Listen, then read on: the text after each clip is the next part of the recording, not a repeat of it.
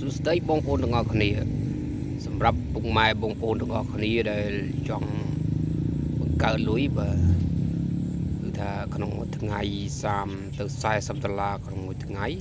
បើយើងគុណជាខែរយៈពេលចំនួន20ថ្ងៃបាទខ្ញុំមិនគិតជា30ថ្ងៃទេព្រោះដោយសារការរលុយគឺមានចំនួនតែ20ថ្ងៃបាទក្នុងមួយអាទិត្យយើងរកបាន5ថ្ងៃបាទអញ្ចឹងផលចំណេញគឺយើងរកបានគឺត្រឹមរយៈពេលតែ5ថ្ងៃទេហើយក្នុងចំណេញគឺយើងអត់យកច្រើនទេបាទគឺធំតែ30 ទៅ 40 ដុល្លារក្នុងការរកលុយប៉ុន្តែ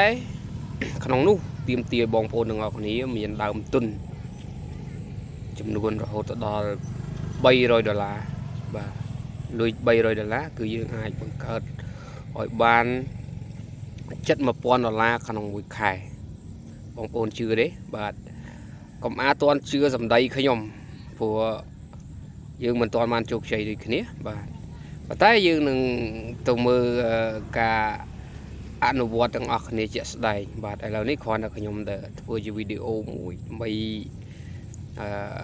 ចែករំលែកសិនទេបាទខ្ញុំមើលលទ្ធផលជាក់ស្ដែងព្រោះខ្ញុំនឹងចាប់ផ្ដើមធ្វើវា start ចាប់ផ្ដើមធ្វើវាហ្នឹងនៅថ្ងៃទី10បាទនៅថ្ងៃទី10គឺខ្ញុំចាប់ផ្ដើមនឹងធ្វើការរកលុយជាមួយវាហើយខ្ញុំមិនទាន់បង្ហាញពុកម៉ែបងប្អូនទាំងអស់គ្នាឲ្យបានដឹងទេបាទតើតែជោគជ័យបានខ្ញុំប្រាប់ពុកម៉ែបងប្អូនទាំងអស់គ្នាឲ្យបានយល់ឲ្យបានស្គាល់ពីវាហើយថាវាស្រួលប៉ុណ្ណាវាលំបាកប៉ុណ្ណាបាទសូមអរគុណសូមជម្រាបលាបាទ